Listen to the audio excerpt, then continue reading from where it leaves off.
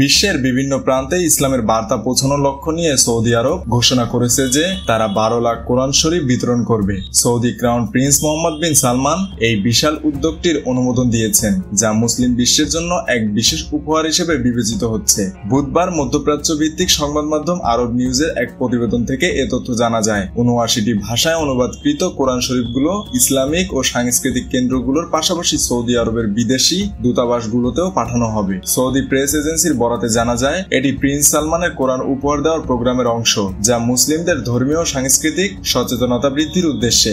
এ প্রসঙ্গে সৌদি ইসলাম বিষয়ক মন্ত্রী আব্দুল লতিফ আল আশেক প্রিন্স সালমানের প্রতি কৃতজ্ঞতা জানিয়ে বলেছেন, প্রিন্স সালমান বিশ্বের সব মুসলিমদের প্রতি তার দায়িত্ব পালন অব্যাহত রেখেছেন। তিনি আরো বলেন, এই কোরআনগুলো বিশ্বের সবচেয়ে উন্নত কাগজে নিখুঁতভাবে প্রিন্ট করা হয়েছে এবং বিশেষ করে রমজান মাসে মুসল্লিরা এই কোরআনগুলো থেকে গভীর উপকার পাবেন। প্রথম দফায় কোরআন শরীফগুলো 45টি দেশে পাঠানোর প্রক্রিয়া ইতিমধ্যেই সম্পন্ন হয়েছে।